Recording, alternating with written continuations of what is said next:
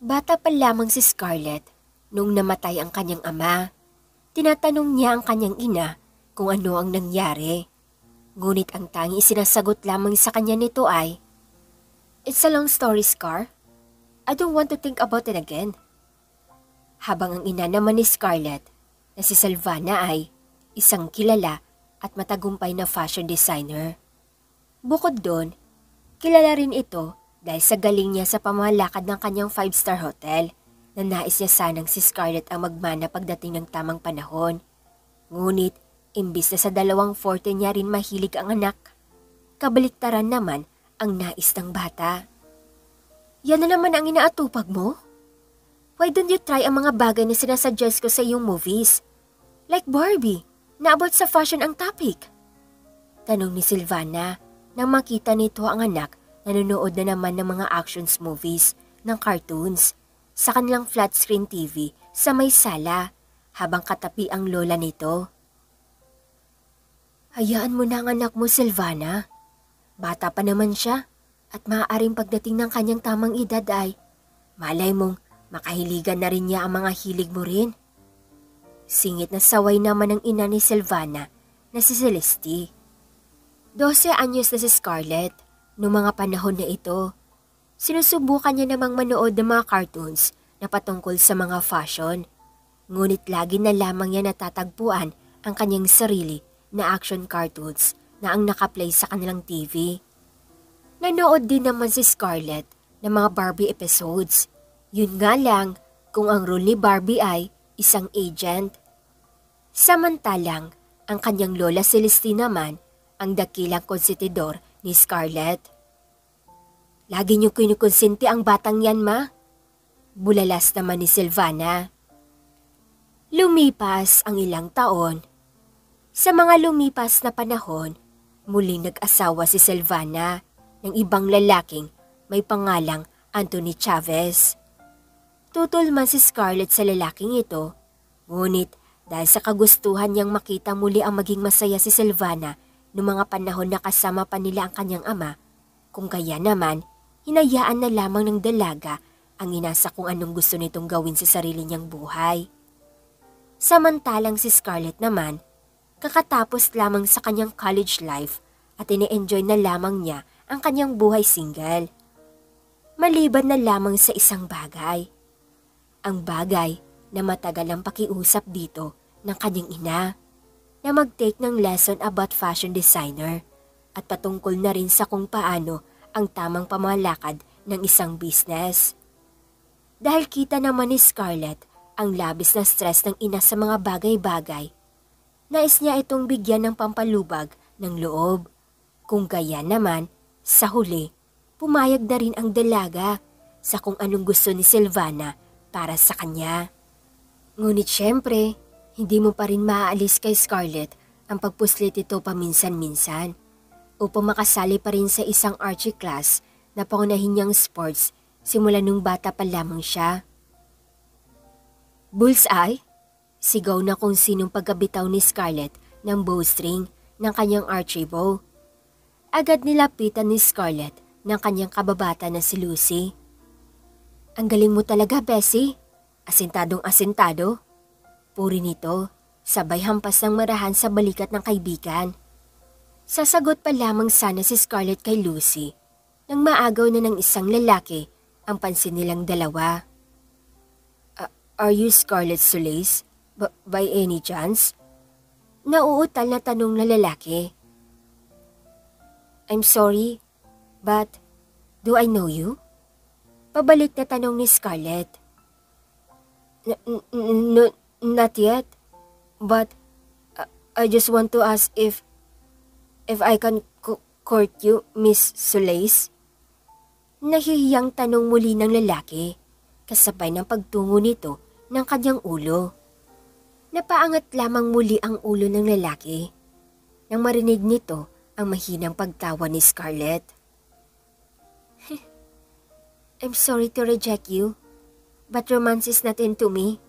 May balat ako sa puwet sa ganyang bagay." Anya ng dalaga. Sasagot pa lamang sana ang lalaki nang muli na namang magsalita si Scarlett. "And I'm also Not into that thing. Sorry. But better find someone else. Isa pa. If you want to court someone, siguraduhin mo munang kaya mo para hindi ka mautal. Dagdag pa nito.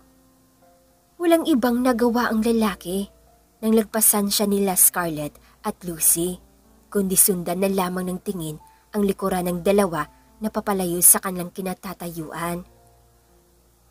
Kawawa naman yung guy. Binasted mo agad. Hindi mo man lang binigyan ng chance.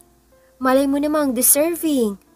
Komento ni Lucy na panaka-naka tinitingnan ang lalaki sa likuran nila dahil sa konsensya. Mas kawawa siya kapag pinayagan ko siya tapos wala rin naman pala siyang aasahan sa akin.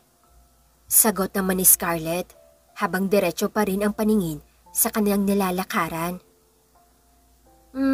Sa bagay, ang tanging nasambit na lamang ni Lucy.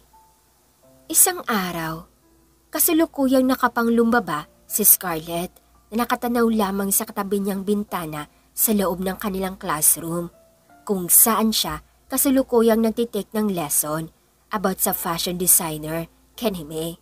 Kasama ang iba niya pang classmates, pati na rin si Lucy. Dahil wala rin namang ganap sa buhay niya si Lucy at tapos na rin kasi ito sa school life niya, kung kaya naman napagpasyahan na lamang nito na samahan si Scarlett sa nasabing class lesson. Tutal, isa rin naman ito sa kanyang hilig. Malay mo, ako pa ang maging tulay para mahiligan mo na rin ang bagay na ito. Hirit pa ni Lucy sa kaibigan. Habang si Scarlett naman na kahit anong pilit niyang intindihin ang sinasabi ng lalaki, nasa harapan nila ay wala pa rin kahit konting detalye ang pumapasok sa utak niya. Boring, bulong ng dalaga. Kasabay ng bulong ni Scarlett, siya naman pagkatok ng kung sino sa sliding door ng classroom. Come in, bulalas ng professor habang ang paningin nito nanatiling nasa whiteboard pa rin. Sa pagbukas ng sliding door, agad tumambat dito ang pagmumukha ng butler nila ni Scarlett na si Douglas. May I excuse Lady Scarlett Solis? Magalang na tanong ni Douglas, ngunit walang emosyon ang mukha nito. Napatingin naman kay Douglas ang professor. Sa anong dahilan? Tanong nito. Dinala ang kanyang ina sa ospital, kung kaya naman kinakailangan siya ngayon doon. Kung pahihintulutan niyo kami, maaari ko bang isama si Lady Solis? Mahabang paliwanag ni Douglas. Okay, I understand. Just make sure na may maiiwan kayong excuse letter niya sa guidance. Sagot naman ng professor. Tsaka muling itinuloy ang kung anumang isinusulat ito sa whiteboard. Habang si Scarlett naman, tila binuhusan ng malamig na tubig ang kanyang buong katawang lupa dahil sa narinig. Hospital? Sa isip nito. Muli lamang bumalik ang sistema ni Scarlett sa makailang beses na pagyugyug ni Lucy sa kanyang balikat. Tinatawag ka na nila, anya ni Lucy. Iya, wala sa sariling sagot ni Scarlett kasabay ng pagliligpit nito ng kanyang mga gamit na nagkalat sa ibabaw ng kanyang desk. Bago ang mga ito na basta-basta na lamang niyang isinilid sa kanyang backpack. Handa na sanang lumabas ng silid sila Scarlett nang tawagin naman ng kanilang professor ang pangalan ni Lucy. Miss Lucy, where do you think you're going? Pag-uulit ito. Ha, sir? Sasamahan ko lang po sana si Scarlett pumunta sa hospital. Naudlot ang sasabihin ni Lucy nang putulin ito ng kanilang professor. Are you related to her mother by blood? Tanong nito habang nakataas ang isang kilay. Hindi po, sir. Sagot naman ni Lucy. Then, you may take your seat again. Sambit ng professor. Kaya siguro matandang binata ang isang ito. Masyadong masungit sa buhay. Paghihimutok na bulong ni Lucy habang nakanguso. Hayaan mo na. Kaya ko na to. Singit naman ni Scarlett pagkatapos ang mahinang matawa. Balitaan mo ko ha? Punong-puno ng pag-alala ang tono ng sambit ni Lucy. Will do. May ngiti sa mga labi na sagot naman ni Scarlett. Ingat kayo. Huling paalala pa muli ni Lucy na naglakad na pabalik sa kanyang assigned seat na nakanguso ang mga labi nito. Anong nangyari? Agad na tanong ni Scarlett na makalapit siya kay Douglas. Hindi ko po alam, Lady Scarlett. Pagkagaling ko po kasi sa paghatid sa inyo rito sa university, agad na akong bumalik ng mansyon. Ngunit ang dumating ako roon, nakita ko na lamang si Lady Sylvana na nakahando sa sahig habang walang malay at puro pasa ang katawan, pati na rin ang mukha nito. Mahabang paliwanag ni Douglas. Naikuyom ni Scarlett ang dalawang kamao niya sa magkabilaan niyang gilid. Do you have any idea kung may nakaaway ba lately si Ma'am? Tanong ng dalaga na ikinalingan naman ang ulo ni Douglas. Just make sure to find the person behind this. Dagdag pa ng dalaga. Will do, Lady Scarlett. Mauna na po kayo at ako na ang bahalang maiwan mo na rito upang gawin ang excuse letter niyo sa guidance. Sambit ni Douglas na tinanguan na lamang ng dalaga. Sa hospital naman, pagpasok ni Scarlett sa nasabing kwarto ng kanyang ina, agad itong nakita ang kanyang lola Celeste na nakaupo sa may gilid ng kama habang pinapakain nito ng kung ano si Sylvana. Ma'am, bulala si Scarlett. Punong-puno ng pag-alala ang mukha ni Scarlett na agad nilapitan ang kanyang ina, kasabay naman ng pagtabi ni Celeste sa gilid. How are you? Kilala mo ba ang gumawa nito sa iyo? Dagdag pa na tanong ng dalaga. Don't worry, Mom is fine. May maliit na ngiti sa mga labing sagot ni Sylvana, kasabay ng marahan nitong paghimas sa ibabaw ng ulo ni Scarlett. I will make sure that they will pay for what they did to you, Mom. Anya ni Scarlett. Pinapaasikaso ko na sila. So don't stress yourself too much, okay? Sagot ni Sylvana. It's natural to stress myself dahil sa nangyari sa iyo, Mom. Nanay po kaya kita. Tila isang mean girl na sambit naman ni Scarlett. Habang si Sylvana naman, mahinang natawa. Bakit ka pala nandito? I mean, who told you na nandito ako? Pagsisegue na tanong ni Sylvana. Si Kuya Douglas. Pumunta siya sa university namin at iniskus niya po ako roon para sabihin na kailangan mo raw po ako dito sa hospital. Sagot ni Scarlett. Si Douglas talaga oh. Sabi ko, huwag na munang sabihin sa'yo. Hindi naman malala ang nangyari sa akin. Inistorbo ka pa. Bulalas naman ni Sylvana. Hindi malala. Nakita mo na po ba ang sarili mo sa salamin, Ma'am? Tila ka nakipagbugbugan sa 10 lalaki na may malalaki ang katawan sa kanto. Sermon ni Scarlett na tumayo pa sa kanyang pagkakaupo sa gilid ng hospital bed at nakapamewang na hinarap ang ina. Habang si Sylvana naman, ilang beses nakakurap ang mga mata bago nakapag-react sa anak. Sino ba ang nanay ko sa inyong dalawa? Tanong niya na parehas sinapunan ng tingin ang maglolang Celeste at Scarlett. Basta, hahanapin ko po ang gumawa nito sa inyo. Pagmamatigas pa ni Scarlett. Para ano? Para mapabayaan mo ang lessons mo dalang sa kanila? Singit ni Sylvana na bakas ang pagkairita sa boses nito. Why? Is it important kaysa sa case na nangyari po sa inyo? Salubong ang mga kilay na tanong ni Scarlett. Yes, lalo na ngayon na nandito ako sa hospital. Mas kailangan kita para mag-manage ang mga kumpanya natin, Scarlett. Hindi para alagaan ako. Bulala si Sylvana na labis na ikinagulat parehas si Celeste at ang dalaga. But? Tutul pa sana si Scarlett sa sinabi ng ina nang putulin na ito ni Sylvana. No more bats. Kung dahilan ang wala kang kaalaman patungkol sa bagay na iyon, nandun si Miss Cruz para alalayan ka. Ani nito, kasabay ng kanyang paghiga, patalikod, kila Scarlett at sa lola niyang si Listy.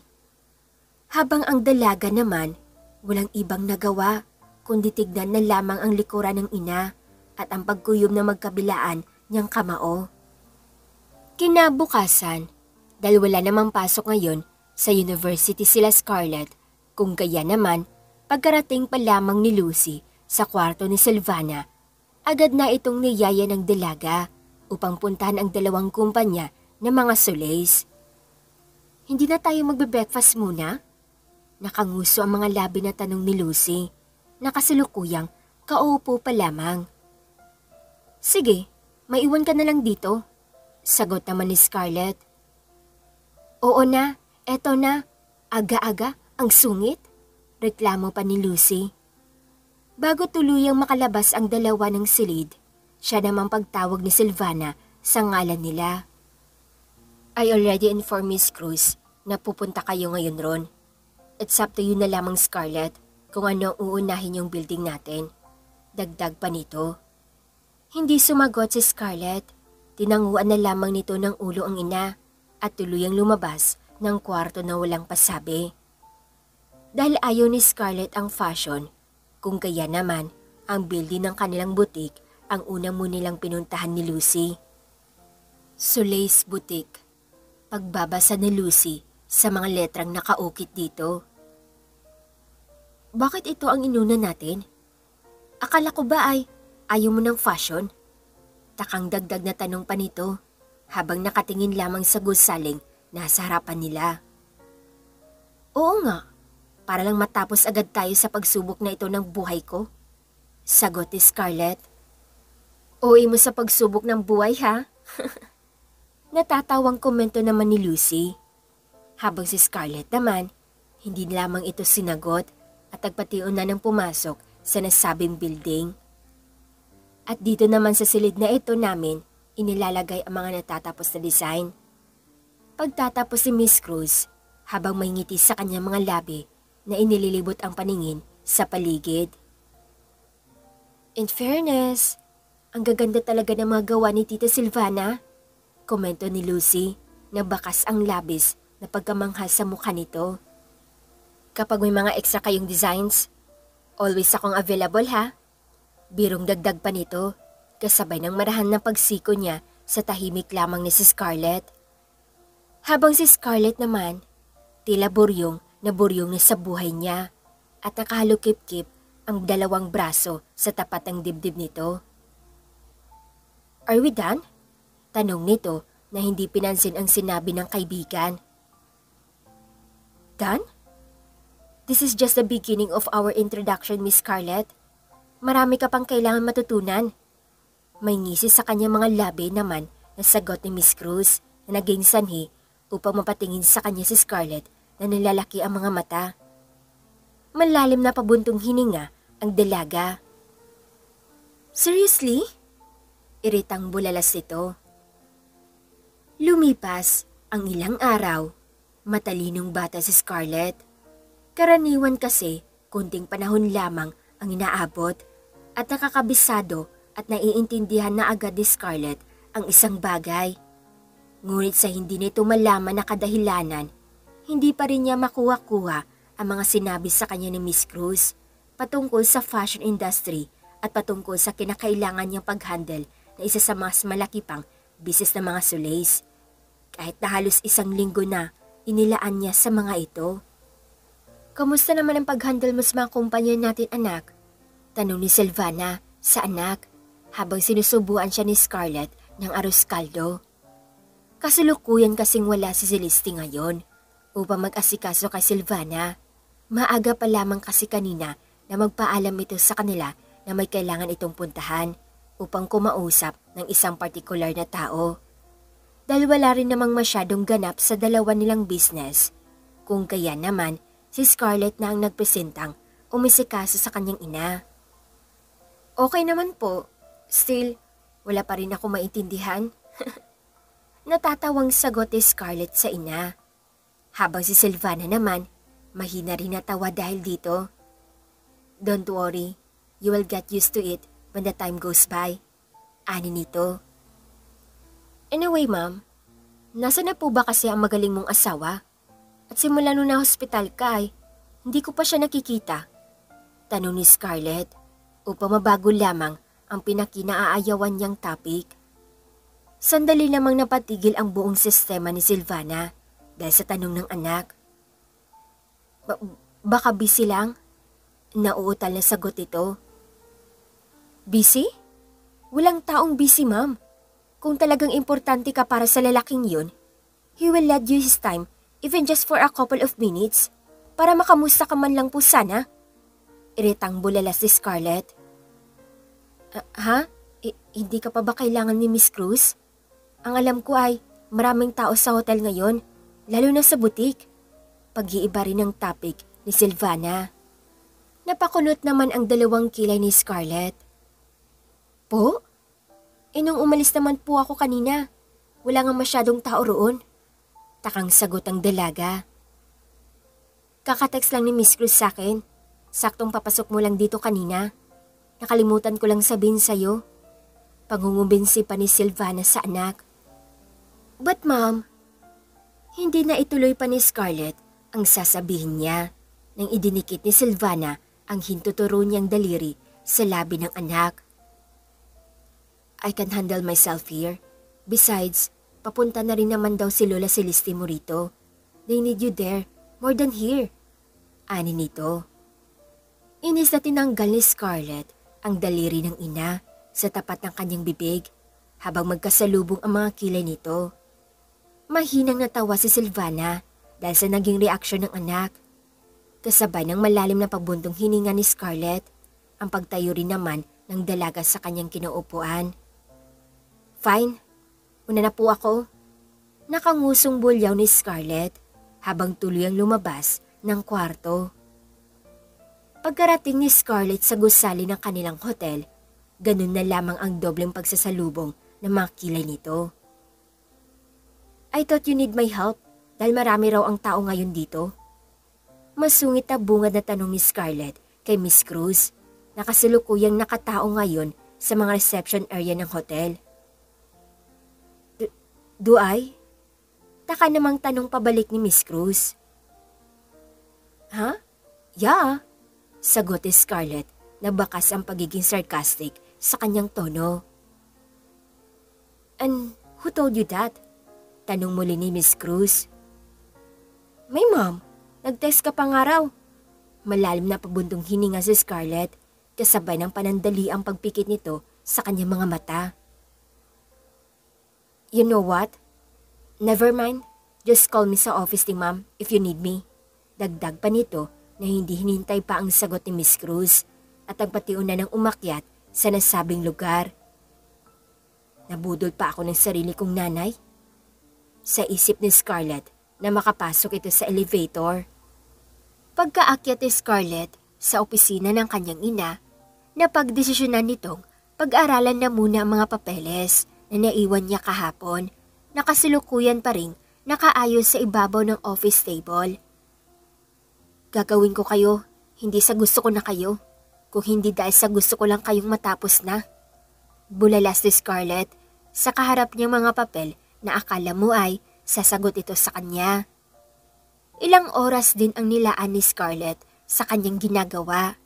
Hindi na nga nito namalayan na malapit na rin pala niyang matapos ang mga ito, kung hindi lang dahil sa pagbukas ng kung sino sa pintuan ng opisina.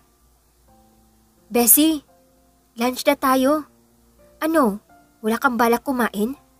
Bungad na bulyaw ni Lucy. Habang si Scarlett naman, bahagyang napangiwi ang kanyang mukha dahil sa tinig ng boses ng kanyang kaibigan. You know what? Imbis na makatapos ako sa mga gawain ko, baka mauna pang matapos ang buhay ko dahil dyan sa boses mo. Nakakabasag ng eardrums? Iritadong reklamo ni Scarlett. Napataas naman ang kanyang isang kilay si Lucy, kasabay ng gulat itong pagtingin sa kaibigan. Don't tell me. At nagugustuhan mo na rin ang fashion industry, Scarlett Solis? Puno ng pag-aasar ang tono na ani nito. Pardon? I'm just doing this para matapos ko na ang mission ko rito. Teka nga, Bakit ka ba nandito? Bulyaw ni Scarlett. Oh, I forgot. Dumating ang half-brother ko a few days ago. Sagot ni Lucy. So, anong connect nun na nandito ka at ginugulo ako? At hindi mo malang nasabi sa akin na may half-brother ka? Parang others? Wari nagtatampo na ani ni Scarlett. Malay ko ba na mapapalabi siya rito sa Maynila? Hindi ko na sinabi sa'yo dahil lagi lang namang nasa probinsya ang isang iyon. Teka nga, kung pinapatapos mo kaya muna ako, di ba? Pagsusungit naman ni Lucy na sinanyasan lamang ng kamay ni Scarlett. Napaikot na lamang si Lucy ang kanyang mga mata sa kaibigan bago muli magpatuloy. Anyways, umuwi nga yung half-brother ko a few days ago. And then, naghahanap siya ng pwede niyang ma-work dito sa Manila. And guess what? Kung saan ko siya nirecommend. Excited na sambit ni Lucy sa huli niyang tinuran. Habang this time, si Scarlett naman na napaikot ang mga mata sa kanyang kaibigan. Dito? Pagpapatuloy na sagot nito sa sinabi ni Lucy. Mismo! Masayang bulalas naman ni Lucy. At bakit ko naman siya tatanggapin dito? Hindi porket kaibigan mo ko at half-brother mo siya ay madali na lamang para sa kanya ang makapasok dito, ano? Pambabasag ni Scarlett sa kasiyahan ni Lucy. Sandaling napatikim si Lucy bago sumagot na taas ang kanyang noo sa kaibigan. He's a model at habi niya rin ang pagdodrawing ng mga designs. If you want to see his designs, I can.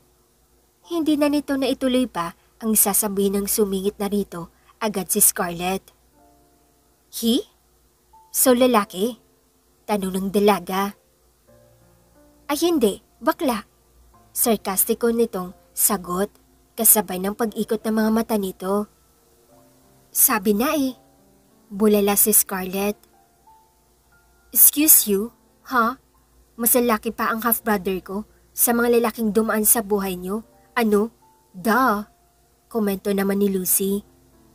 Dahil doon, natigil ang mahinang pagtawa ni Scarlett at seryosong tinignan sa mga mata si Lucy. Show me your half-brother then. Seryoso ang mukhang sambit ito. Call, sagot ni Lucy.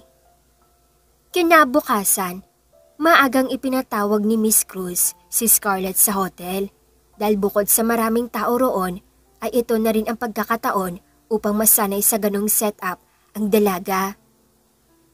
Isasaro lang iyong ina kung kaya naman masagana at sikat ang hotel niyang ito ay dahil hindi porket ikaw o kamag-anak ka ng may-ari ay hindi ka natutulong sa mga gawain dito. Dahil baging si Miss Silvana ay pinagsisilbihan ang bawat customers niya. Panimula ni Miss Cruz kay Scarlett. So, anong kailangan kong gawin? Tanong ni Scarlett. Umukit ang ngisi sa mga labi ni Miss Cruz na tinigdan si Scarlett. The next thing Scarlett knew ay natutulak na siya ng isang pushcart na ang pinagkaiba nga lang imbis na basket ay isang gold tree ang nakalagay sa ibabaw nun patungo sa isang partikular na kwarto. Halos lunchtime na rin nang matapos ang tila rush hour ng hotel. Pabagsak ang katawan na napaupo si Scarlett sa swivel chair na nasa loob ng opisina ng kanyang ina. Kasabay ng pagsandal ni Scarlett ng kanyang ulo sa sandalan ng nasabing upuan ay siya ring marahan na pagsarado ng kanyang mga mata.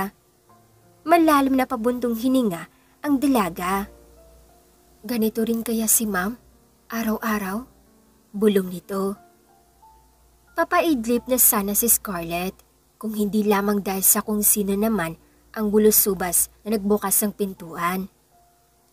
Good afternoon, Beshi! Punong-puno ng energy na bati ni Lucy sa kasulukuyang nandidilim ang mukha ni Scarlett. Hindi ka ba nagsasawa na lagi kang hyper? Nakakabulahaw na! Pagsusungit ni Scarlett sa kaibigan. Hindi ka ba nagsasawang magpaka-gloomy lagi? Pinaglihi ka ba ni Tita Silvana sa sama ng loob? Pabalik na asar naman ni Lucy. Oo, kaya kung ayaw mo mahawa, wag mo ako mabula-bulahaw. Bulyaw ni Scarlett. Ang huli lamang na natatandaan ni Scarlett ay iidlip na lamang sana siyang muli. Pero bakit naglalakad na ako kasama ang babaeng to ngayon? Patungo sa kung saan? Sa isip ni Scarlett. Nasaan na ba ang half-brother mo? Iritang tanong ni Scarlett sa kaibigan. Cafeteria. Inutusan ko muna siyang bilhan ka ng kape. Pero kaysa makatulog ka pa sa opisina mo ay pupuntahan na lamang natin si...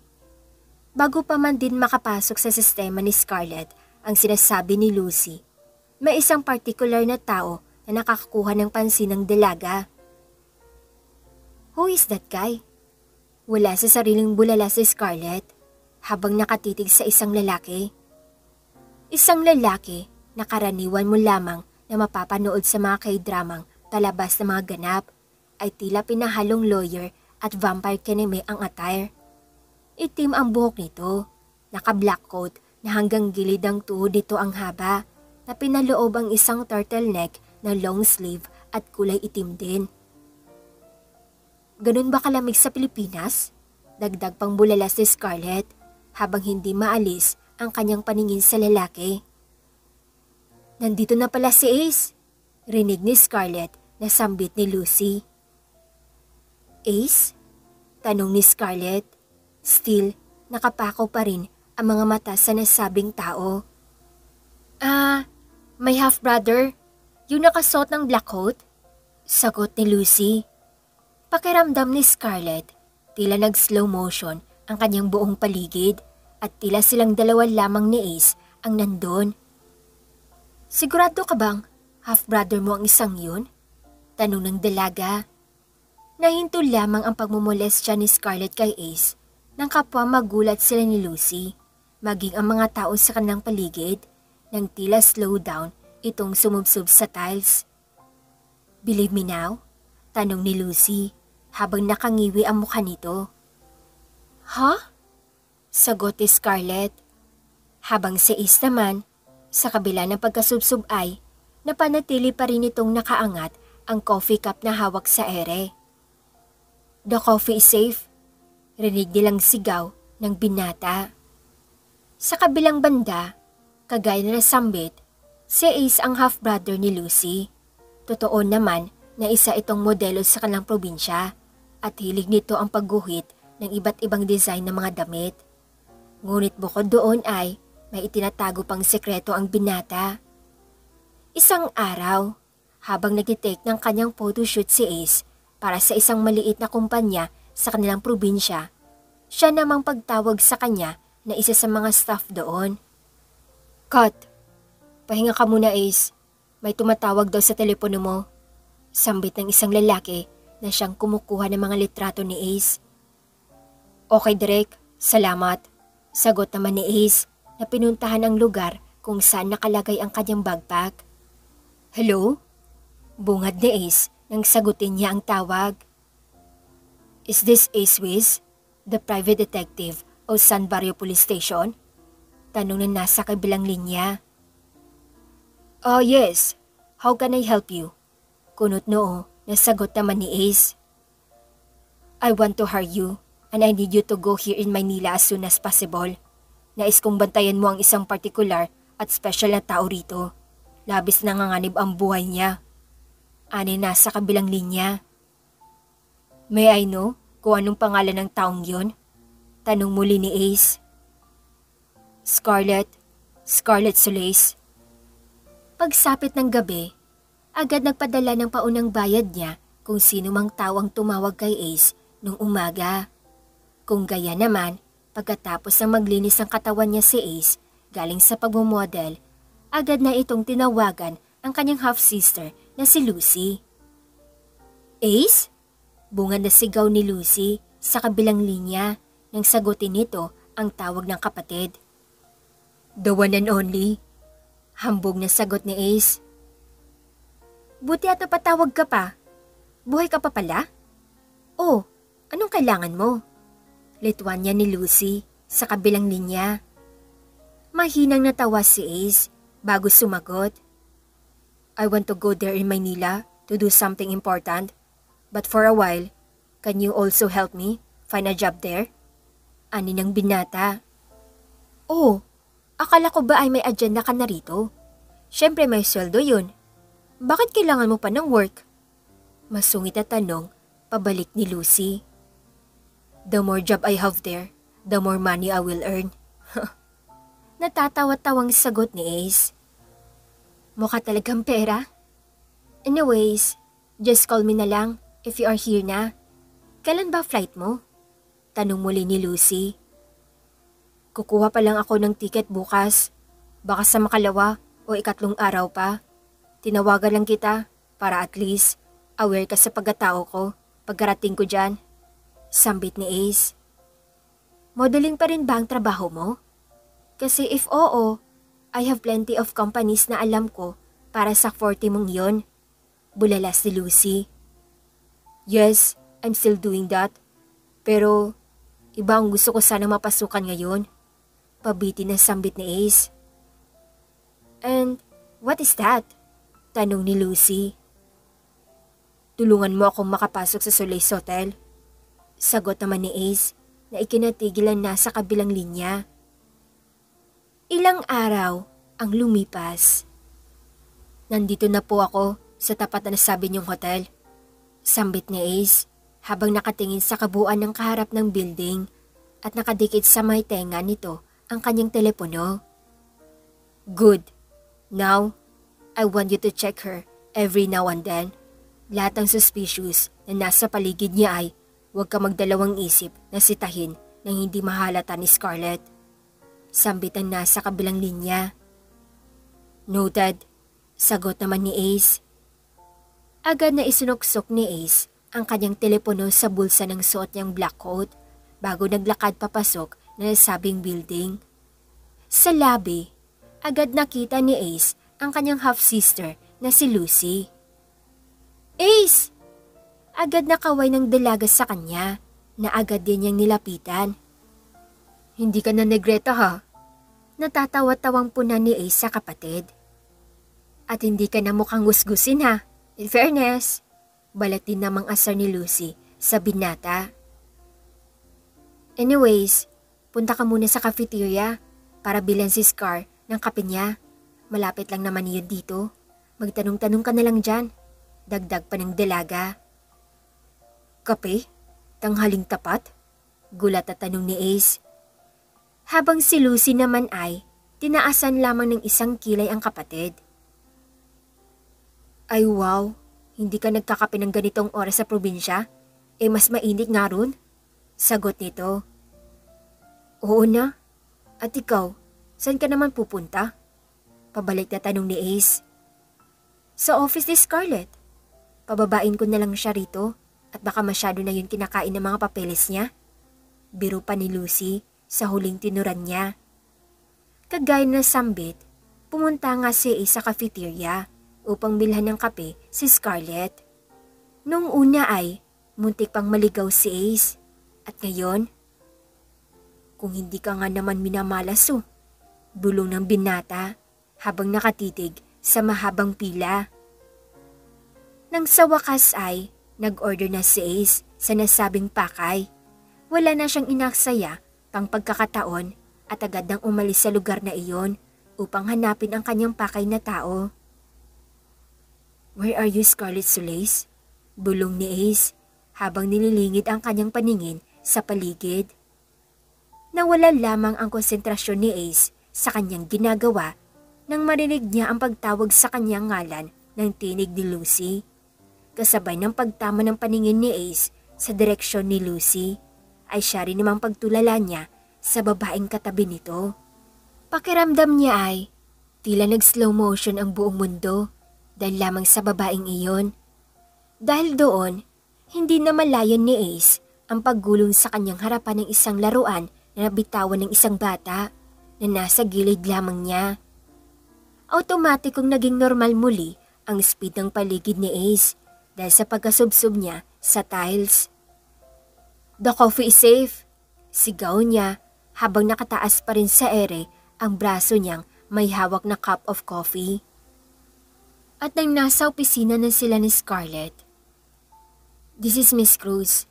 ang mag-i-interview sa'yo at magdesisyon kung tanggap ka ba sa kumpanya o hindi. Panimula ni Scarlett. I'm sorry to disappoint you, Miss Scarlett. But as a daughter of Miss Silvana ay, ikaw ang gagawa nun instead na ako. Sagot ni Miss Cruz na may bahagyang ngiti sa mga labi nito. Gulat naman na patingin si Scarlett dito. What? Bakit ganun? Bulyaw ng dalaga. For you to learn and for you to understand the circumstances of this business, kalmadong sagot ni Miss Cruz. Sasagot pa lamang sanang muli si Scarlett nang putulin ito ni Miss Cruz. Aside from that, ikaw din ang magte-training sa kanya in case na kukunin mo siyang empleyado ng ating kumpanya. While me, ay ikaw naman ang ititrain. Dagdag pa nito. Inis na isandal ni Scarlett ang kanyang likuran at ulo na inuupuan nitong swivel chair. I can't believe this. Litwan niya pa ng dalaga. Kinabukasan, tinatamad man si Scarlett dahil sa kaganapan kahapon, ngunit maaga pa rin itong nag-asikaso. Bukod kasi sa kinakailangan niyang puntahan ang ina sa hospital, kailangan niya ding i-train si Ace sa hotel. Ako nga ay hindi ko matrain ang sarili ko. Paano pa kaya isang katulad nun? Sa isip ni Scarlett, habang binubuhay nito ang makina ng kanyang kotse. Sa kalagitnaan ng pagmamaneho ni Scarlett, siya rin namang pagtingin niya sa side mirror ng kotse. Napakunot noo si Scarlett na mapansin nito ang isa pang kotse na kanina pa niya nakikitang nakasunod sa kanya.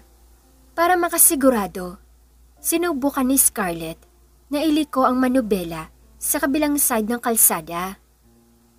Baka mamaya ay filingera lang ako bulong pa nito. Pero nang makita ni Scarlett na sumunod din sa linya niya ang nasabing kotse sa kanyang likuran, tsaka na ito nakaramdam ng kaba sa buong sistema niya. Isa pa, sambit ni Scarlett. Sa pangalawang pagkakataon, muling iniliko ni Scarlett ang manubela sa kabilang side ng kalsada hanggang sa naging pangatlo at naging pang-apat ng ganung gawain ng dalaga. Still, patuloy pa rin sa pagsunod sa kanya ang nasabing kotse. Ano bang problema na matalipandas na to? Inis na bulalas ni Scarlett sa kawalan. Balak na sana ni Scarlett na iligaw na lamang kung sinumang mga tukmol ang sumusunod sa kanya ngayon. Ngunit nung mga oras na lumawag na sa unahan ni Scarlett ay nagulat na lamang siya dahil sa biglaang pabilisan na pag-drive ng mga ito at ino-overtaken ang kotse ng dalaga. The next thing Scarlett knew ay nakaharap niya ang harapan na nasabing kotse sa direksyon ng dalaga. Walang ibang nagawa si Scarlett kundi tapakan na lang ang preno, maitakip ang dalawang braso sa kanyang mukha at hintayin ang pagkuha sa kanya ng liwanag. Pero imbis na ang malakas na impact dahil sa pagtama ng kotseng yun sa kotse ni Scarlett ay tanging marahan ng pagkatok lamang ng kung sino ang narinig ng dalaga sa may windshield ng kinaupuan niya. Lutang na paangat ng kanyang ulo si Scarlett at napatingin sa nasabing bintana.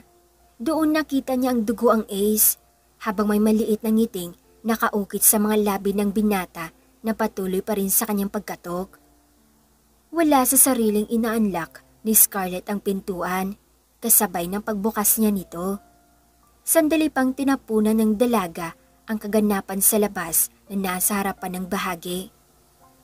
If you're wondering kung kaninong kotse ang nasa harapan mo ngayon at sirang-sira, walang iba kundi sa akin. Bungad na biro ni Ace kay Scarlett na tulala pa rin habang natatawa-tawa. Habang si Scarlett naman, muli lamang bumalik sa kanyang katawang lupa nang payakap na bumagsak sa ibabaw niya si Ace.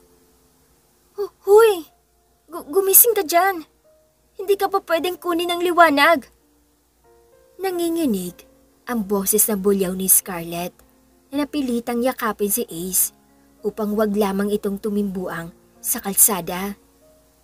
Ilang araw ang lumipas dahil naagad din naman ang pagdala sa hospital kay Ace, kung gaya naman agad din naagapan ang labis na pagkawala ng dugo sa katawan nito. Bukod doon, kinailangan lamang napahidan ang mga natamong sugat ni Ace at inuman naman ng gamot ang natamo nitong sakit ng katawan. Habang abala si Scarlett sa pag-aayos niya sa may reception area, siya naman paglapit dito ni Lucy. "Good morning, Beshi!" Bati nito. Habang si Scarlett naman, ganun na lamang ang pagkakasalubong ng kilay na iangat nito ang paningin. "Bakit pumasok na ang isang yan?" Tanong nito na hindi man lang pinansin ang pagbati sa kanya ni Lucy. Mas inuna pang punahin ang essence ni Ace kaysa sa best friend niya. Anyways, pwede na raw namang ma-discharge ang isang ito. Pero hindi niya magpahinga dahil matigas ang bunbunan niya. Bored daw siya sa bahay, kaya papasok na lang daw siya ngayon. Mahabang paliwanag ni Lucy. "Sigurado ka ba? Pwede ka pa namang umabsent kung gusto mo," sagot naman ni Scarlett.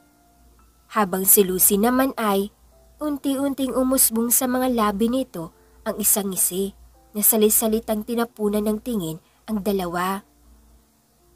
"Nagkakaroon ka na ba ng concern sa kapatid ko, Beshi?" Mapang-asar na singit na tanong nito.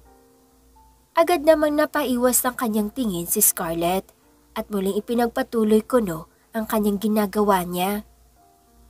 "Hindi malamang. Dahil sa akin kaya nangyari sa kanya yan. Baka mamaya kapag nabinat yan, konsensya ko pa." Pagpapalusot ng dalaga. Sambit naman ni Lucy na hindi pa rin kumbinsido sa sagot ng kaibigan. Pagsapit ng lunchtime, walang ibang ginawa si Scarlett kung hindi magkulong lamang sa loob ng opisina ng kanyang ina pagkatapos niyang pagsilbihan ang ilang customer. Sa kadahilanang kailangan naman niyang ayusin ang mga papeles na kakabigay lamang sa kanya ni Miss Cruz patungkol naman sa butik at sa mga lessons niyang nakaligtaan sa university. Gustuhin man ni Scarlett na mag-call a friend, ngunit nasa university ngayon ang nag-iisang Lucy sa kanyang buhay. "Bakit ba kasi ngayon nagsasabay to Reklamong bulyaw ni Scarlett. Aktong sisimulan na sana ni Scarlett ang lesson naman niya sa university dahil tapos naman siya sa patungkol sa butik ay siya naman pagkatok ng kung sino. Kunot noon na iangat ni Scarlett ang paningin niya sa may pintuan at sinabi, "Come in." Sa pagbukas ng pinto, agad na inuluwan nito ang may ngiti sa kanyang mga labi na si Ace. May dala itong tray na pagkain at inumin na sakto lamang para sa pananghalian. "Dinalan po kita, Miss Scarlett, ng pagkain. Kanina ka po kasi napapansin na nandito ka lang sa opisina magmula nung umaga." Sambit nito. Magrereklamo pa sana si Scarlett, ngunit sa tuwing mapapatingin siya sa bendang nakapulupot sa ulo ni Ace, muling nagbabalik sa kanyang isipan ang imahe ng binata noong mga oras na iyon. Sandaling tumikim si Scarlett. "Pakipatong na lang sa table. Thank you." Ani nito at muling ibinaling atensyon sa kaninang ginagawa. "Mauna na po ako." Paalam naman ni Ace na tinanguan lamang ng kanyang ulo ni Scarlett. Sa paglabas ni Ace ng opisina, siya namang malalim na pabuntong hininga si Scarlett kasabay ng pagsandal niya ng kanyang likuran at ulo sa sandalan ng swivel chair. Hindi naman siguro nakaka-develop ng feelings ang guilt, di ba? Bulong nito sa kawalan. Saktong, pagtapos si Scarlett sa tanghalian na dinala sa kanya ni Ace, siya rin namang pagtapos niya sa lesson na ginagawa. Gustuhin man ni Scarlett na iutos na lamang sa kung sino ang pagbaba ng kanyang pinagkainan sa cafeteria, ngunit na nakita rin naman ang puweta niya dahil sa pag-upo, kung kaya naman napilitan ito na siya na lamang ang gumawa nun. Katamad? Bulong panghirit nito.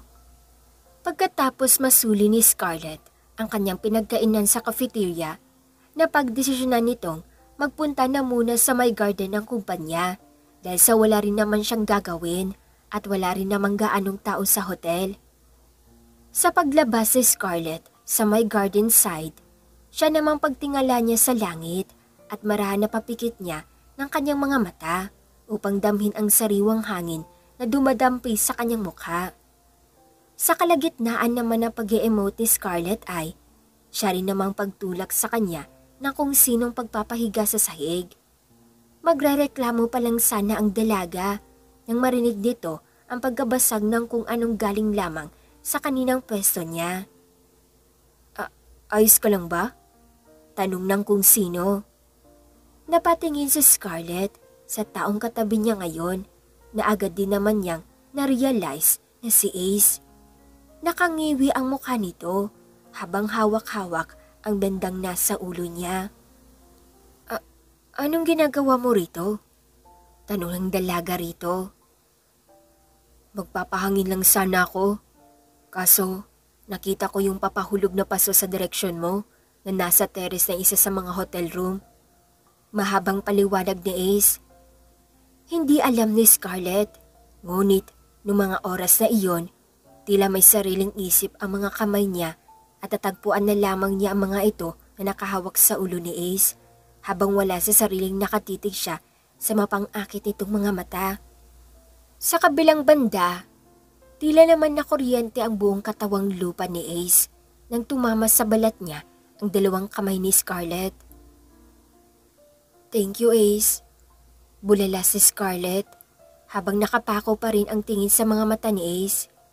Habang si Ace naman ay, upang mabawasan ang awkwardness niyang nararamdaman, kung kaya naman, isinegway na lamang niya ito sa pamamagitan ng paghirit ng biro kay Scarlett. May balat ka siguro sa puwet? Anya na naging dahilan upang mabalik sa katawang lupa naman niya si Scarlett. Ha? Yeah, right. May gagawin pa pala ako. Salamat ulit. Sambit ng dalaga. Hindi na hinintay pa ni Scarlett na makasagot ang binata at tuluyan ng tumayo na walang sabi-sabing pumasok na muli sa loob ng building. Habang si Ace naman, kahit na masakit ang buong pagkatao dahil sa pagkakabagsak nila sa sahig ay tumayo pa rin ito sa pagkakaupo sa sahig habang nakatingin sa direksyon kung saan dumaan ang dalaga. Hindi nito alam kung bakit, pero magmula pa lamang nung unang beses niyang makita si Scarlett ay nandun na agad yung pakiramdam niyang nagsasabing, siya ang babaeng gusto kong protektahan habang buhay. Mahina at mapaklang natawa ang binata. Baliw ka, Ace. Hindi ka pwedeng mahulog sa kanya. Nandito ka lamang para sa misyon mo. Hindi para masaktan dahil sa hindi kami pwede. Bulong nito sa kanyang sarili. Halos ilang buwan na rin ang lumipas. Magmula nung araw na iyon ay nagdesisyon na si Scarlett na magsagawa na ng investigasyon sa kung bakit ilang beses nang may natila nagtatangka sa kanyang buhay. Akala ng dalaga ay yun na ang huli dahil sa ilang araw itong nagpahinga. Ngunit hindi rin nagtagal ay naulit muli ang mga ito. Meron pang pagkakataon na na-stranded sa loob ng kanyang sasakyan si Scarlett dahil sa isang lalaki na balot ang katawan maging ang mukha ang nagpupumilit na ipabukas sa kanya ang pintuan. Bukod doon, nakita rin ng dalaga na may dala itong patalim. Ang 3 beses na iyon ay naging 4 pa hanggang sa naging 5 at nagtuloy-tuloy pa.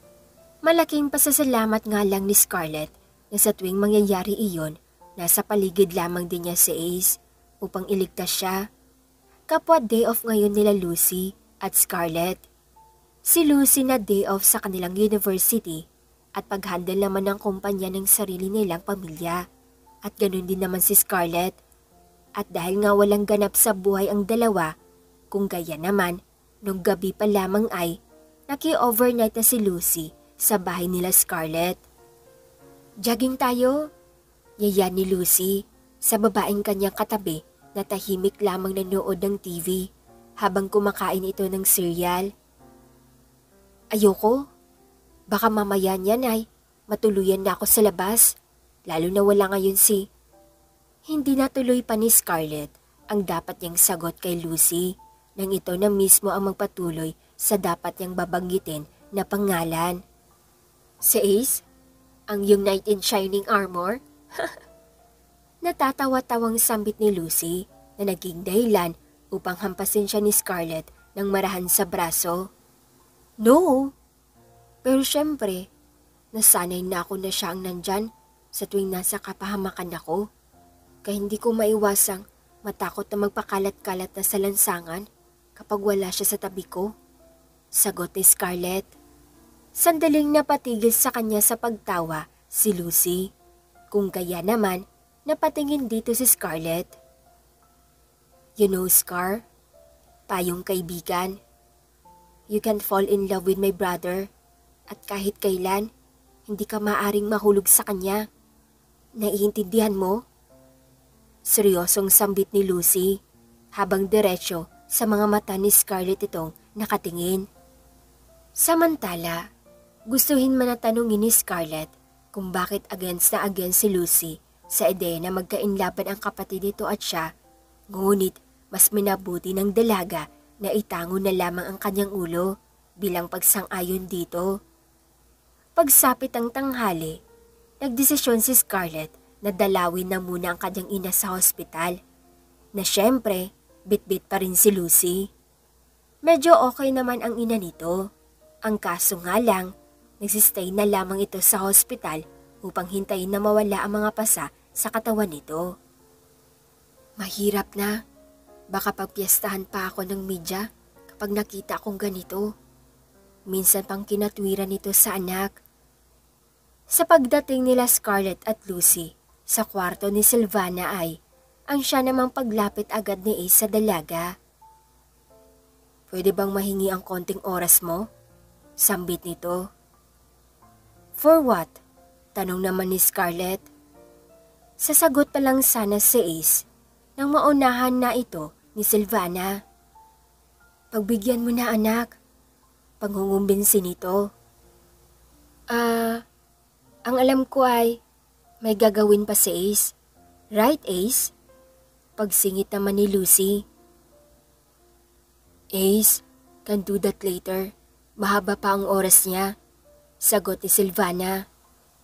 But, hindi na ituloy pa ni Lucy ang sasabihin niya nang muli siyang barahin ni Silvana. Can you help me with this, Lucy? Tanong nito patungkol sa pagbalat ng 3 apple na nasa ibabaw ng maliit na lamesa. Walang ibang nagawa si Lucy, kundi napabuntong hininga na lamang na tinapunan ng huling tingin si Scarlett bago sundan ang ina ng kaibigan. Samantala, niyaya naman ni Ace si Scarlett patungo sa kung saan. Sa paglabas nila ng kwarto ay, agad napansin ni Scarlett na medyo nagpapatiyo na itong maglakad at may kung anong kinakalikot sa kaliwang tenga niya. Ace? Okay ka lang ba? Tanong niya rito na ikinalingon naman ni Ace. Umukit ang bahagyang ngiti sa mga labi ni Ace na itinango ang kanyang ulo. Naguguluhan man, pero natagpuan na lamang ni Scarlett ang kanyang sarili na nasa parking lot at kasulukuyang nakatayo na sa harapan ng bukas na likuran ng isang kotse. Punong-puno ang loob nito ng iba't ibang palamuti, mga nagkalat ng iba't ibang kulay na mga lobo sa floor ng sasakyan. Isang bouquet ng red tulips na nasa tabi nito ay ang 2 platong walang laman na may kubyerto sa bawat kilid ng mga ito. Isang bote ng red wine at nagkalat din na makukulay na confetti sa paligid. Para saan ito? Tanong ni Scarlett habang gulat pa rin na nakatitig sa pauso ni Ace. Nahihiyang napakamot sa likurang bahagi ng kanyang ulo si Ace. Ani nito. Hindi ito ang perfect time para sa ganitong setup, lalo na sa part ng red wine, dahil tanghaling tapat. But, Scarlett, kasabay ng paghawak ng binata sa kamay ng dalaga bago muling nagpatuloy. I want to ask for a date. Can I court you? Diretsahang dagdag pa nito. Samantala, alam man ni Scarlett sa sarili niyang may nararamdaman na siya kay Ace. Ngunit mas kinakain pa rin siya ng takot. Takot na baka matulad siya sa kanyang ina na si Silvana na iniwan lamang ng lalaking dumaan sa buhay nila. Kung kaya naman, imbes na sumagot ay, I don't know, Ace. Takot kasi ako. Takot ako na baka iwan lang din ako na kung hindi temporary ay permanently. Ang tangi lamang na sambit ni Scarlett kasabay ng pagtango ng ulo nito. Muli lamang iniangat ni Scarlett ang kanyang paningin kay Ace nang hawakan ng binata ang baba ng dalaga at maranang hinarap sa kanya. It's okay. I understand. Hindi naman porket nagtapat ako sa iyo ay kailangan na magustuhan mo na rin ako. Maghihintay ako. Sambit nito na may ngiti sa kanyang mga labi. Can we enjoy this moment instead? Dagdag pang tanong nito na tinanguan na lamang ng kanyang ulo ni Scarlett. Isang araw, napagdesisyonan ni Scarlett ang muling bumisita sa lugar kung saan siya karaniwang nag-archery. Matagal na panahon na rin naman kasi magmula nung huli siyang sumubok nito. Hindi naman siguro aatakihin ang nanay ko sa isang beses na umabsent ako sa mga responsibilidad, ano? Panggagaslight pa ni Scarlett sa kanyang sarili. Nagtungo muna si Scarlett sa fitting room upang magpalit ng assigned uniform ng isang archery. Pagkatapos ay, tsaka naman nagtungo si Scarlett sa kanyang locker na matagal na niyang hindi nabuksan upang kunin ang kanyang archery bow at iilang mga palaso bago tuluyang nagtungo ang dalaga sa field. Sa kalagitnaan ng pamamana ni Scarlett ay natigilan ito dahil sa isa pang palasong dumaplis sa braso niya na galing sa kung saan. Kunot ang noo ni Scarlett na napatingin siya sa kanyang likuran. Doon ay nakita nito ang isang figura ng tao. Agad-agad, ngunit tahimik. Nilapitan ito ni Scarlett bago dambahin at ganun na lamang ang kanyang gulat na makilala niya kung sino ito. Ace? Gulat na tanong ni Scarlett sa lalaking kasalukuyang nakasubsob ang mukha sa may puno. You better explain yourself. Dagdag pa ng dalaga. May nakita akong kulay itim na mukhang figura ng tao sa likod ng target. Sinubukan kong patamaan niyon sa pag-aakalang isa rin ito sa mga target. Pero hindi ko akalain na may umaasinta rin pala roon. Mahabang paliwanag ni Ace. Habang si Scarlett naman ay pinakawalan si Ace kasabay ng pagtalikod nito sa binata. Tanong ng dalaga, bakit ka ba kasi umaasinta rito sa may puno? Alam mo, kung hindi ka lang nagtapat sa akin nung gabing iyon, ay malapit ko nang isipin na ikaw talaga ang tumatangka sa buhay ko. Why would I do? Hindi nagawa pang pakinggan ni Scarlett ang isinagot sa kanya ni Ace nang mahagip ng kanyang mga mata ang anino ng isang tao pagkaharap niya sa nasabing target kanina ng binata. Mas lalo pang nakaramdam ng kaba si Scarlett nang makita niya ang paggalaw na nasabing figura at dahan-dahan itong naglakad paalis. Nagbalik lamang sa kanyang ulirat si Scarlett nang maramdaman nito ang marahan ng paghawak ni Ace sa kanyang balikat. Hey, are you okay? Tanong nito nang puno ng pag-alala ang mga mata. Ang tangi na isagot na lamang ni Scarlett. Pagsapit ng gabi, niyaya ni Lucy si Scarlett nang mag-bay muna sa madalas nilang puntahan noong buhay, estudyante pa lamang sila. I told you, mag-e-enjoy ka here, sigaw ni Lucy habang iniindak ang kanyang katawan. Ito ang tinatawag kong legit na unwind, komento naman ni Scarlett habang katulad ni Lucy ay nakikipagsabayan din sa pagsayaw sa gitna. Patuloy lamang sa pagkikipagsayawan sila Scarlett sa kung kani-kanino. Ngunit na maubos ang mga bitbit nilang inumin ay agad nagpaalam si Lucy sa kaibigan. Pasigaw na anini nito. I'll be right back, okay? Akin na baso mo, magre-refill lang ako. Mahinang natawa sa huli niyang sinabi. Bilisan mo! Bilin pa naman ni Scarlett pagkabigay niya ng baso sa kaibigan. Habang hinihintay si Scarlett si Lucy ay siya namang paglapit ng 4 na lalaki sa dalaga. Malalaki ang mga katawan at puro tato ang bawat isa sa kanila. Medyo nakakaramdam ng hilo si Scarlett, kung kaya naman naningkit ang mga mata niyang tinignan ang mga nasabing lalaki mula sa ulo ng mga ito hanggang sa mga paa. Sino naman kayo?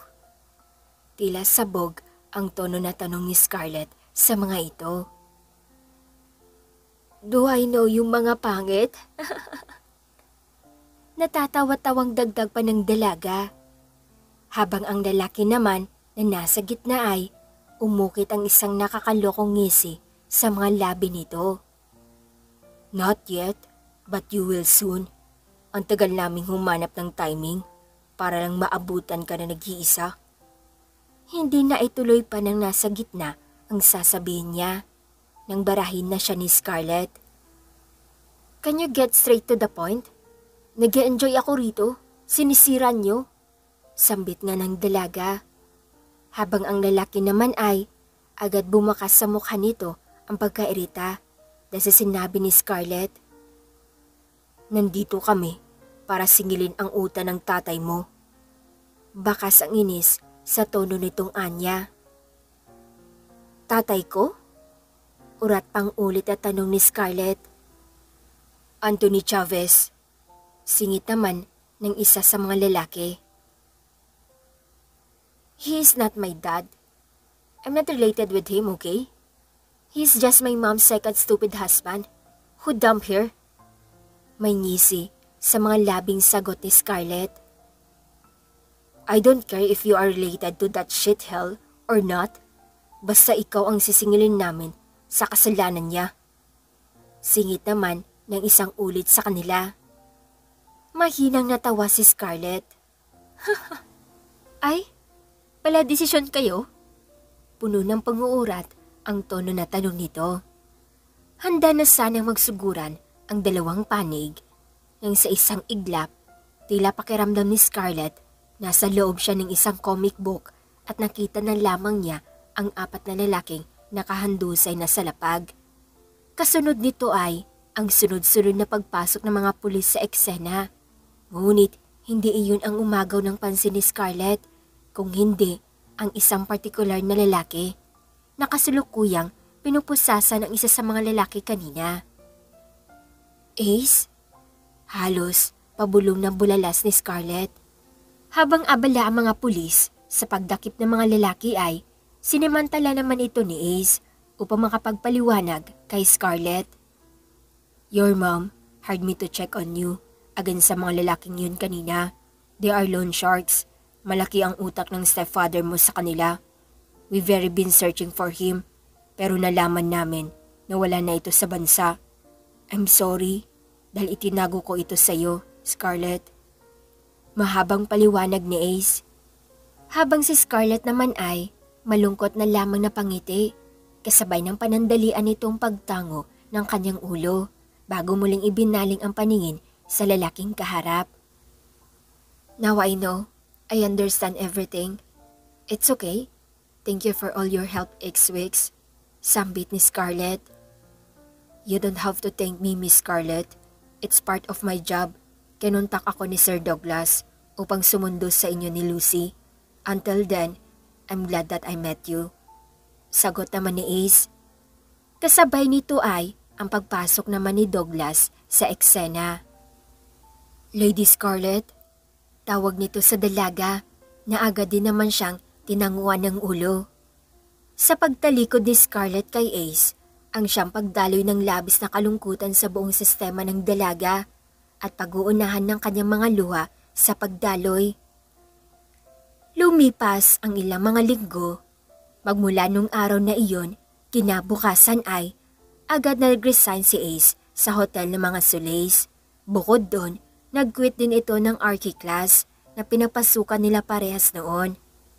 Sabi na kasalanan ng ma-in love sa isip ni Scarlett. Dahil baka mabaliw lamang si Scarlett sa bahay nila ay napagdesisyonan na lamang nito na puntahan ng kanyang ina na nasa ospital pa rin. Pawala na rin naman ang mga pasa nito sa katawan. Kung kaya naman, kahit papaano ay nakakagawa na ito sa pamamagitan ng pag-asikaso ng iilang papeles na galing sa kanilang butik at hotel. "How are you?" tanong ni Silvana na makaupo ng tuluyan si Scarlett sa gilid ng hospital bed. "Bored?"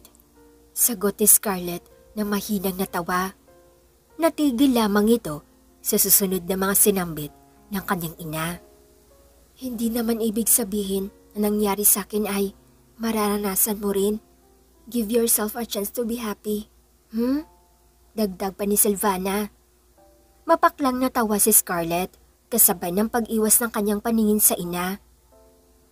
"How can I give myself chance to be happy kung ang taong nagpasaya sa akin ang mismong lumalayo na?" Sagot nito. Ang buong akala ni Scarlett na yun na ang huling pagkikita nila ni Ace. Ngunit hanggang isang araw, papasok pa lang sana sila Scarlett at Lucy sa loob ng hotel na may isang babae na lamang ang lumapit sa kanilang dalawa. "Hi! I am huge fan. Please, sign this for me." Kinikilig na ani nito. Habang si Scarlett naman ay umukit ang nahihiyang ngiti sa mga labi at sinabi, "As much as I want to do that, but I have a meeting at nagmamadali ako. Sorry." Samantala, nawala ang ngiti sa labi ng babae at napalitan ito ng masamang tingin kay Scarlett. "Ang sungit mo naman. Ganyan ka ba talaga? Masyado na yatang lumaki ang ulo mo.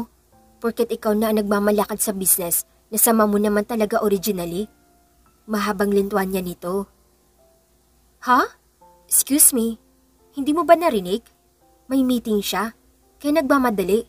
Hindi sa nagsusungit sa'yo." Singit naman ni Lucy.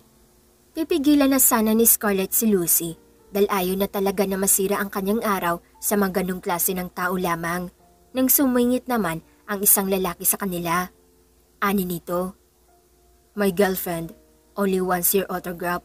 Mahirap bang ibigay yun?" Napuno ng kayabangan ang tono. "Mahirap din bang intindihin ang sinabi ng kaibigan ko para sa mga katulad yung makikitid ang utak?" Matari na sagot muli ni Lucy. "Puro kayabangan, pero puro buto lang din naman." Dagdag pang bulong ng dalaga. Abo, ngunit bago pa maitama ng lalaki ang kanang palad niya kay Lucy ay may kung sino na ang pumigil dito. Pare-parehas at magkakasabay ay napatingin ang apat sa direksyon na nagmamay-ari ng kamay na iyon. Sa pagtama ng paningin ni Scarlett sa nagmamay-ari ng kamay ay siya namang pakiramdam niya na tila tumigil ang nasa buo niyang paligid at tila ang buong mundo na yata dahil sa nag-flashback ng mga memories nilang dalawa noon na naging dahilan ngayon upang maghalo-halo ang nararamdaman ng dalaga. Ace? Halos pabulong na bulalas ng dalaga habang tila napako na ang kanyang paningin sa lalaki. "If you are both not aware, ay maaari ko kayong sampahan ng kaso sa ginagawa niyong ito." Walang reaksyon ang mukha na sambit ni Ace sa dalawa. Kasabay nito ay ang paglapit naman ng dalawang security sa eksena, kasunod ni Miss Cruz na bakas ang labis na galit sa mukha nito. "Damputin niyo ang mga yan!" Sigaw nito habang nakaduro sa dalawang magjowa. Samantala, tila naman nasa loob ng sarili nilang bola sila Scarlett at Ace na magkatitigan lamang. "What are you doing here?" Panimula ng dalaga. "I'm just here for my another mission," sagot naman ng binata. Mission? Is my mom? Hindi nagawa pang maituloy ni Scarlett ang dapat niyang sasabihin dahil sa paglapat ng hintuturong daliri ni Ace sa kanyang mga labi. "No, one order me this time, Miss Scarlett." May ngisi sa mga labing pagputol ng binata kay Scarlett. "Then, what mission are you talking about?" Tanong muli ni Scarlett. "To officially Aim your heart. May ngiti sa kanyang mga labi na sagot ni Ace. Sandaling natahimik si Scarlett bago unti-unti ay umukit din ang ngiti sa mga labi ng dalaga. You already in my heart, Ace Wicks, since we first met. Ani nito. At sa pangalawang pagkakataon ay muling naramdaman nila Scarlett at Ace ang tila pag slow motion ng kanilang paligid kagaya nung una nilang pagkikita. Unti-unti ay dahan-dahan naglapit ang mga mukha ni Scarlett at Ace bago tuluyang maglapat ang mga labi nilang dalawa sa isa't isa. Maaari man na maskandal ang pangalawang sulays, ngunit wala nang pakialam si Scarlett patungkol doon. This time, I will choose my happiness. Sa isip ng dalaga, kasabay ng pagsukbit ng kanilang dalawang braso sa batok ni Ace na naging dahilan upang mas lulalim pa ang kanilang halikan. Na maghiwalay ang dalawa ay sandaling munang tinitigan nila Scarlett at Ace ang isa't isa na tila kinabisado ng mga ito ang bawat parte ng kanilang mga mukha. May positive effect din pala ang stepdad ko. Natatawa-tawang biro ni Scarlett na tinawanan lamang din ni Ace. I love you, my mission. Sambit ni Ace makalipas ang ilang sandali. And I love you too, my detective. Sagot naman ni Scarlett habang nakaukit ang matamis na ngiti sa kanyang mga labi. Hanggang dito na lang nagtatapos ang kanilang kwentong pag-ibig ni na Ace at Scarlett. Maraming salamat mga katwini sa pagsubaybay sa kanilang kwento. Sana'y marami kayong natutunan sa kanilang dalawa. Muli, maraming salamat mga katwini sa pagtangkilik ng mga videos ko.